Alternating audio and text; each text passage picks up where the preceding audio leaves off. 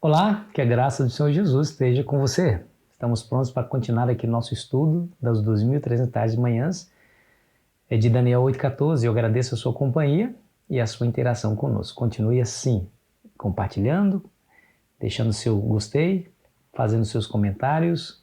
Escreva aqui de onde você está nos assistindo, qual cidade, qual estado, qual país. Gostaria de saber, tá bom? Vamos juntos, a linha de tempo profética mais longa. Nós estamos aqui estudando aquele complexo tempo profético de Daniel 8,14. Se você se lembra, estou reconstruindo o pano de fundo, que Daniel 8 tem uma visão. Um carneiro com 2 chifres, um bode com um grande chifre. O carneiro tinha muita força, mas o bode lutou contra o carneiro, destruiu a sua força. E no seu auge, aquele grande chifre entre os olhos é quebrado, no lugar sobram 4, mais um desses 4 tomam o poder, derrotando os outros 3, e cresce até o príncipe dos príncipes, até a terra formosa, destrói o templo, né? Aí alguém pergunta assim, mas até quando vai durar a assolação, né? E até 2.300 manhãs o santuário será purificado. Daniel ficou ali pensativo, meu Deus, o que significa tudo isso? O anjo foi explicando.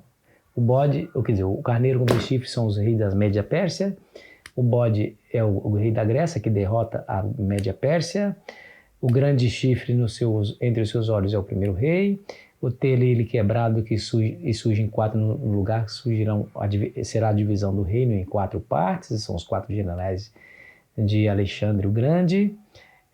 Depois o chifre pequeno seria o 4º reino na terra. Então, partindo da Medo-Pérsia, o primeiro reino, a Grécia o segundo, Roma o terceiro, não o quarto, não, o terceiro, a partir da Média e da Pérsia. Bom, o anjo explicou completamente o que significa tudo aquilo. Porém, quando chegou na parte das 2.300 manhãs, ele simplesmente diz, olha, se refere a muitos dias.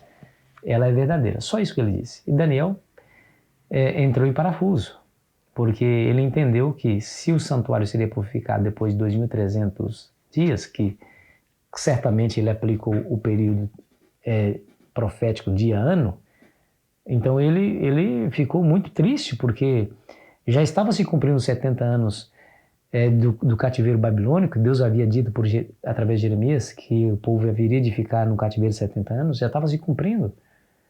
E agora? Deus esqueceu de cumprir essa parte da profecia por causa do nosso pecado. Ele começou a pedir a Deus perdão, Senhor, pecamos realmente, mas tem misericórdia, haja. Como se ele estivesse dizendo assim, Senhor, cumpra a sua palavra, a sua promessa dos 70 anos e nos tire daqui, porque a profecia que o Senhor acabou de me dizer, ou me dar, fala que o santuário será purificado. Que santuário tinha na cabeça de Daniel? Lá de Jerusalém, que estava destruído. Vai ser só purificado depois de 2.300 anos? Meu Deus do céu, o que é isso? Aí diz a Bíblia que o anjo Gabriel veio para lhe explicar o sentido e disse assim, olha, entende a visão. Que visão? As 2.300 manhãs. Como no capítulo 8, aquela grande visão, a única parte que se referia a tempo é exatamente os 2.300 tardes e manhãs, o anjo começou a explicar a explicação pela a visão que ele não havia entendido. Sabe, entende e compreende a visão. 70 semanas estão determinadas sobre o teu povo. Ou seja, essa palavra determinada significa cortada. Está falando de tempo lá em 2.300 tardes e manhãs, agora ele começa a explicação justamente pelo tempo. 70 semanas são determinadas. Ou seja, 2.300 dias, 70 semanas são para o seu povo. É o tempo de graça. Para expiar o pecado e tal, é o tempo de graça do seu povo. Viu, Daniel? Aí, 70 semanas. Cada semana tendo 7 dias. 70 vezes 7, 490 dias. Aplicando o princípio de ano, 490 anos. Aí ele fala que o ungido haveria de vir depois de 69 semanas. Aí no verso seguinte ele diz, 62 semanas, mais 7 semanas, aparecerá o ungido, o príncipe. Olha que interessante. Ou seja, 69 semanas vezes 7, porque cada semana tem 7 dias, você chega à conta de 483. 483 dias aplicando o princípio de anos, 483 anos haveria de aparecer o Messias, conforme Deus havia prometido. Messias esse que Israel orava, buscava e pedia a Deus para que houvesse de fato o envio do Messias para libertar o seu povo. Ok, maravilha. Mas quando é que começa? Aí a Bíblia fala, lá em Daniel capítulo 9, o versículo 25, sabe, entende, desde a saída da ordem para restaurar e edificar Jerusalém até ungido ao príncipe, 7 semanas e 62 semanas, as praças e as circunvalações se reedificarão, mas em tempos angustiosos. Desde a ordem para restaurar e edificar Jerusalém. Daniel estava em Babilônia. Mas haveria, segundo o anjo, uma ordem autorizando os judeus a reedificar, ou seja, voltarem para sua terra, para reedificar Jerusalém, o templo, e voltarem à sua vida normal como era antes. Quando é que aconteceu isso? Acompanhe a leitura em Esdras, capítulo 7, versículo 7 em diante, que diz assim, ó. Também subiram a Jerusalém alguns dos filhos de Israel, dos sacerdotes, dos levitas, dos cantores, dos porteiros, dos servidores do templo, no 7º ano do rei Ataxerxes. Ataxerxes, rei dos reis, ao sacerdote Esdras, escriba da lei do Deus do céu, paz perfeita. Por mim se decreta que no meu reino, todo aquele do povo de Israel e dos sacerdotes e levitas que quiserem ir contigo a Jerusalém, vá, ou seja, retorne do cativeiro. Claro que eles retornando do cativeiro encontraria a cidade destruída, e como encontrou, e começou a reedificar. Então, a partir do 7º ano, houve o cumprimento, ou seja, o start do cronômetro das 70 semanas, ou dos 2.300 manhãs. A partir do 7º ano. Quando foi isso, pastor? Vai na história. E você chega ao ano 457 a.C., foi o 7º ano de Ataxerxes. 457 a.C. Então, aqui é o início da profecia. Contaria-se 69 semanas, apareceria o ungido. 457 a.C., esse decreto de Ataxerxes foi dado no outono, ou seja, no meio do ano. Então, é do ano 457 para o ano 456. E o ano era regressivo, né? Então, contava de trás para frente. E quando é que se cumpriu? 457. Conta-se 483, você chega ao ano 26. Porém, como foi no outono, então do ano 26 para o ano 27. Então, no ano 27. O que aconteceu no ano 27? Foi exatamente o batismo de Jesus. No ano 27, com 30 anos, Jesus tinha 30 anos, quando ele foi batizado. E lá em Atos, capítulo 10, e o versículo 38, nos diz assim, ó, escute bem. Como Deus ungiu a Jesus de Nazaré com o Espírito Santo e com poder, o qual andou por toda parte, fazendo bem, curando todos os oprimidos do diabo, porque Deus era com ele. E você se lembra quando que o Espírito Santo desceu sobre Jesus? No seu batismo. Quando ele batizou, saiu logo da água e abriu-se o céu e o Espírito Santo desceu sobre ele como pomba. Lembra-se disso? Aí logo após o batismo, no capítulo 1 de Marcos, versículo 14 e 15, nos diz assim, ó. Depois de João ter sido preso, foi Jesus para a Galiléia pregando o evangelho de Deus, dizendo, o tempo está cumprido e o reino de Deus está próximo, arrependei-vos e crede no evangelho. Tá vendo? O tempo está cumprido. Que tempo é isso? O tempo da profecia dada a Daniel. 483 anos, ou seja, 69 semanas, desde a saída da ordem para edificar e restaurar Jerusalém até o ungido. 457, ano 27. Com 30 anos, Jesus foi ungido com o Espírito Santo. Que coisa maravilhosa. Aconteceu, cumpriu à risca a profecia conforme ela estava determinada para cumprir. Aí você se lembra das palavras de apóstolo Paulo, que Gálatas 4:4, na plenitude do tempo Deus enviou seu Filho. Por quê? Porque havia um tempo determinado para que ele pudesse vir. Interessante, né? Agora, voltando lá em Daniel capítulo 9, se cumpriu a 69. Mas lembra que o anjo falou que era 70 semanas determinada para Israel? Muito bem. E essa última semana? O que aconteceria nessa última semana? Né? Aí o verso 20 27, diz assim: e ele fará, esse ele é o ungido, o Messias, fará aliança com muitos por uma semana, que é a última semana. Na metade da semana fará cessar o sacrifício e a oferta de manjares. Ora, você viu aí? Então, ele fará aliança com muitos por uma semana, o Messias, mas na metade da semana faria cessar o sacrifício de ofertas. Você se lembra que quando Jesus morreu, o véu do templo se rasgou de alto a baixo?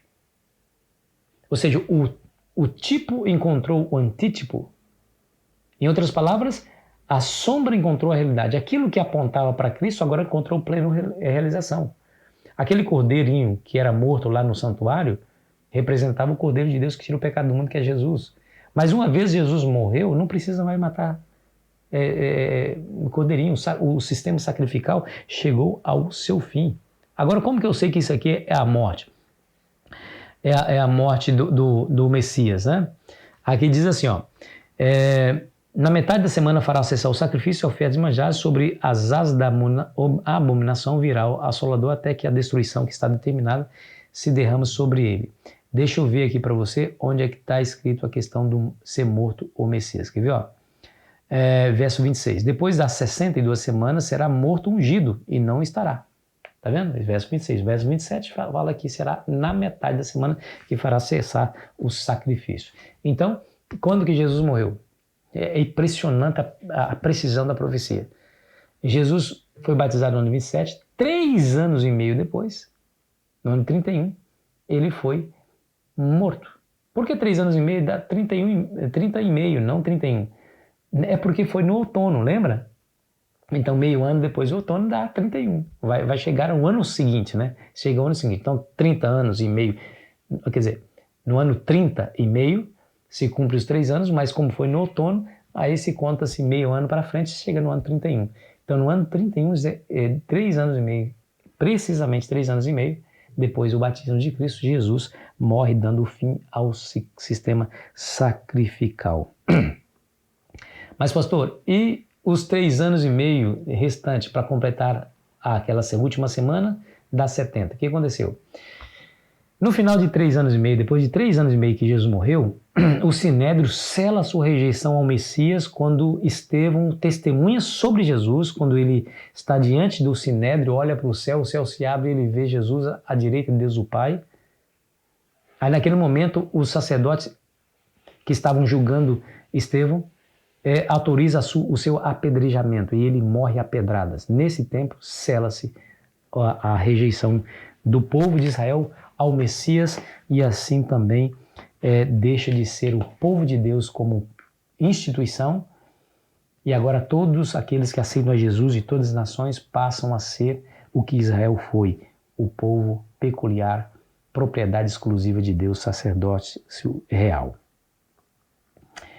Bom, os 490 anos se cumpriram, à risca, se cumpriram no ano 34. Começando no ano 457 a.C., 490 anos, chegamos ao ano 34, que são as 70 semanas determinadas sobre o povo. Se você tira 490 anos dos 2.300 anos, 2.300 anos, está aqui o período. 490 anos, restam-se 1.810, a partir do ano 34. Entendeu? Então, 2.300 anos é o período completo. Mas você tem que tirar os 490 anos que referem-se ao tempo de Israel. Certo? Está aqui os 490 anos. Restando-se 1.810 anos para frente. A partir do ano 34 foi quando cumpriu as 70 semanas, ou os 490 anos. Então, 1810, desculpa, mais 34, você chega a 1844. Olha o que aconteceu. Guilherme Miller entendeu, se a primeira vinda de Cristo foi determinada pelo tempo, Deus tem um tempo, um cronograma, baseado justamente nos períodos de tempo, né? Israel ficaria 400 anos no Egito, né? O povo ficaria 40 anos no deserto, o povo ficaria 70 anos no cativeiro babilônico. A vinda do Messias está prescrita, o tempo exato do seu aparecimento. Então, também tem um tempo exato do segundo advento de Cristo. E exatamente no final dos 2.300 anos. Porque ele entendeu que em 1844, quando finda os 2.300 anos, a terra seria purificada. Porque purificado seria o santuário, lembra? Só que o santuário terrestre foi destruído. E só existe o santuário celestial. E ele entendeu, bom, o santuário celestial está lá no céu. Mas o pátio onde o sacrifício era feito é a terra, porque foi aqui, na terra, que Jesus foi sacrificado. Então ele entendeu que Jesus viria e purificaria a terra com fogo através da sua volta, baseado lá em 1 Pedro, capítulo, se não me falha a memória, capítulo 2, onde fala que os elementos abrasados se desfarão pela vinda do Senhor, virá como ladrão, entretanto como ladrão o dia do Senhor, nos quais os céus incendiados se desfarão. Lembra? Aí ele assim, olha, Jesus vai voltar em 1844. Nós sabemos que Jesus não voltou em 1844. Ele chegou à conclusão do desfecho de maneira equivocada, mas o estudo está perfeito, o tempo está perfeito, os cálculos estão perfeitos, a interpretação do que acontecia no final dos 2.300 estados que está errada. Ele entendeu que Jesus voltaria nesse tempo, não era. Nós vamos ver a partir de amanhã mais acerca desse assunto, para o vídeo não ficar muito longo. Você percebeu aí, querido amigo, querida amiga, como que a Bíblia ela é precisa nos seus tempos proféticos? Se você encontrar alguém que duvida na Bíblia, estude com ele as profecias e ele não terá mais dúvida. Porque, de acordo com o que foi profetizado, aconteceu. Ela é digna de crédito, é lâmpada para os nossos pés, é luz para o nosso caminho. Estude sempre a Bíblia. Ore comigo. Querido Pai, obrigado por essa revelação extraordinária da Tua Palavra. Nos ajude a compreendê-la definitivamente, em nome de Jesus. Amém. Foi muito bom estar com você. Amanhã continuaremos a nossa meditação, terminando a nossa semana sobre esse assunto tão importante para a nossa compreensão. Aproveite bem o seu dia.